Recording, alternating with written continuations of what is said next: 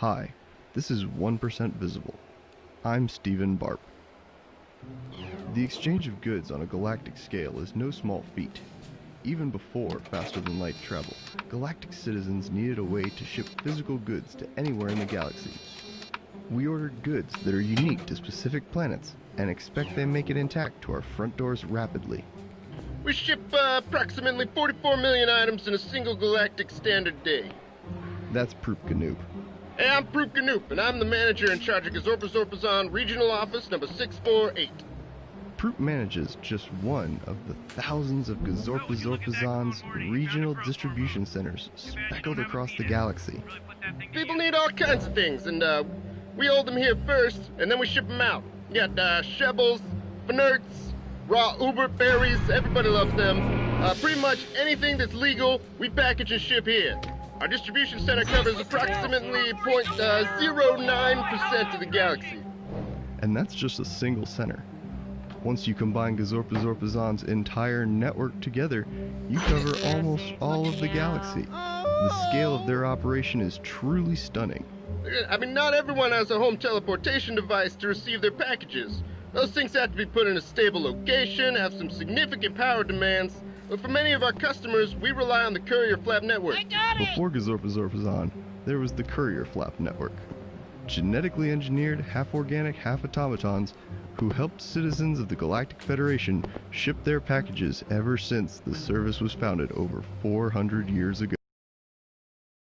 Sitting in my back porch in Wopopolis one night, as the sun sank in the Crimson Nebula, and I jumped out of my chair and, shrieked at my husband. The Courier Flaps created the Galactic Federation. That's Rick-ality, a historian who wrote a book titled How We Flapped Our Way to a Galactic Federation. I knew I had to write a book once the idea came to me. The first Courier Flaps were crude devices. The early Federation did not have a way to ship goods and equipment to outlying territories. The government wanted to be able to pass information to the colonies, but without a stable, unoccupied method of transport, they couldn't deliver terminals to outlying territories. It was the motivation to connect the furthest out colonies to the galactic internet that drove the creation of the Courier Flaps. Originally, the flaps were supposed to be machines. But new colonies wanted more than just a digital connection to the government. They wanted goods from other worlds. Without the flaps' organic parts, it made it much harder to contain goods with specific environmental needs. It was only through careful thought the designers of the flaps were able to create something that could adapt itself to best fit the cargo. Once they had the basic design down, the Federation manufactured millions of the flaps. They would first deliver the basic necessities to get connected back to the galactic government. As the Courier Flaps began to saturate the galaxy, the design was honed and changed. Here you can see an image of the original designs. These things were handcrafted, each with a single category of good they were certified to carry. As time passed, the Federation was able to combine the needs of each different type of flap into a single universal flap. It was a huge cost savings to the government. They were now able to update the technology of the galaxy and provide a network for citizens to exchange physical items at a relatively cheap cost. Before the Courier Flaps, galactic citizens relied on cargo shipments from expensive commercial carriers. These were cost prohibitive, so only the wealthy were able to ship things via this method. Once anyone could afford to ship packages, it changed the way the galaxy communicated. We went from being a set of different tribes based on our home solar systems to being a cohesive unit, a quilt of civilization stitched together with the flesh and ooze of the flaps. The Courier Flaps also had the unintended effect of putting a face on an otherwise immense faceless bureaucracy. I just feel connected to my Courier Flaps. That's Sally Glorant, a galactic citizen who has created a site where she catalogs her interactions with the flaps. I started it about 5 years ago. You can see them all on my website. As they age, they get distinct markings, and their voices mature and become unique. She even names each of the flaps she meets. There's Stefan, and that glum-looking one is Ivane. Oh, and this chipper flap is Cork Jr. The Courier Flaps have helped connect us through the consumption of goods.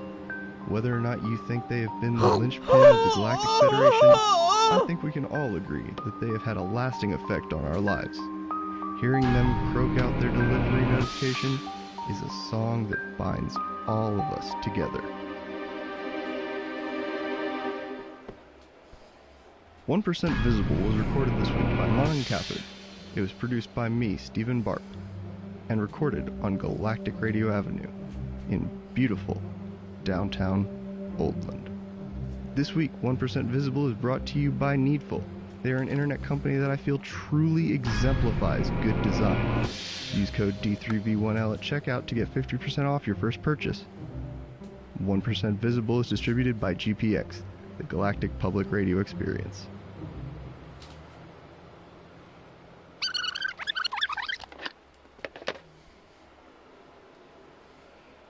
Hey, check out this thing. It's a, Ruler.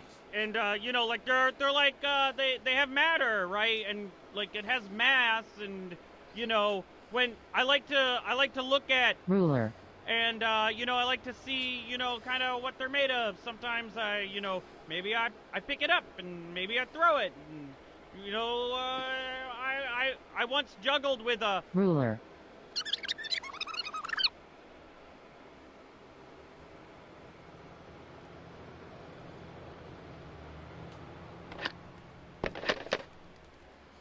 Oh, remember Snuffles, Beth? I liked having a dog around. No, you didn't. You tried to make it smart, and now all the dogs have left. The way I remember it, I gave them purpose. They should make me their king. Dad, they were perfectly happy before you made them smart. You weren't doing it to help. You just wanted Snowball to not pee on the carpet. Morty, we are fighting an uphill battle. Hey, check out this thing. It's a, Pill. and, you know, like, they're like, they have matter, right? And, like, it has mass, and, you know, when, I like to look at, Pill. and, you know, I like to see, you know, kind of what they're made of. Sometimes you know, maybe I pick it up, and maybe I throw it, and, you know, I once juggled with a... Pill.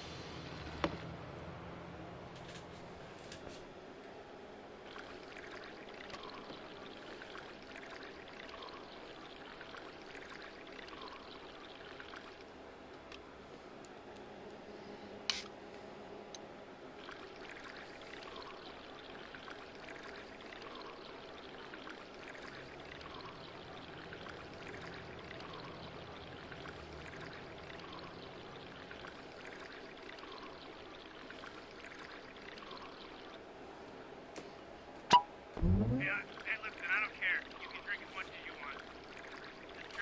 Just drive responsibly.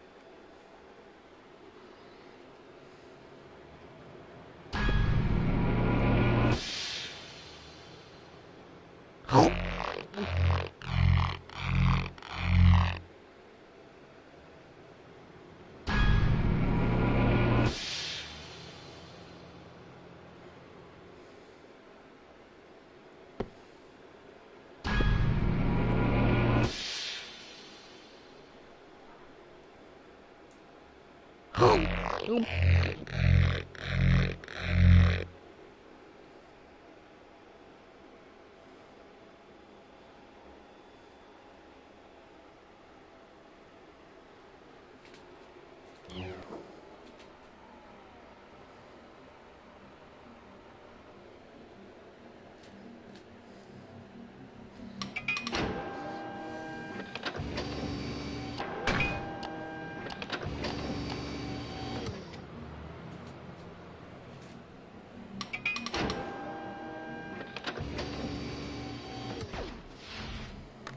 look at you, you're king of bullshit world.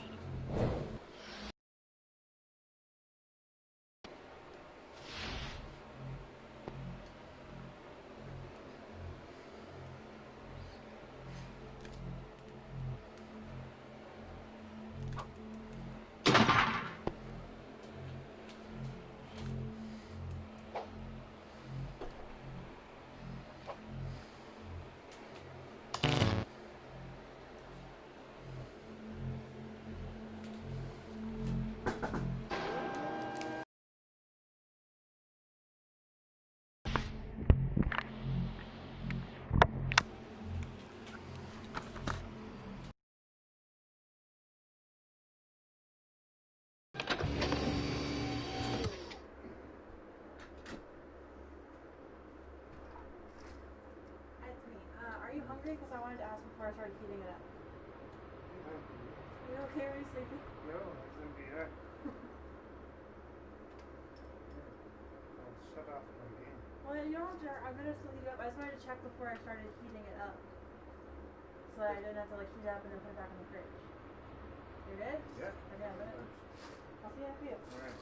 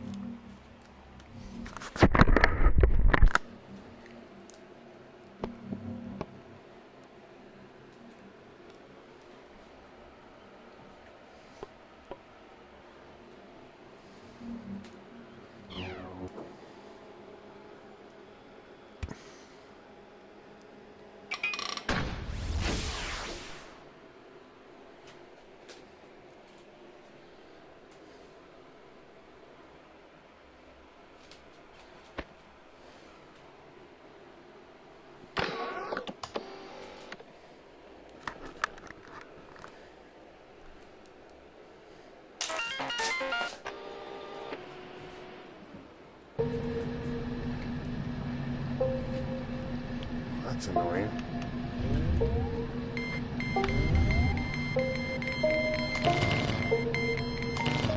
Fail. 2. Oh, that's awesome. Why did I get so small?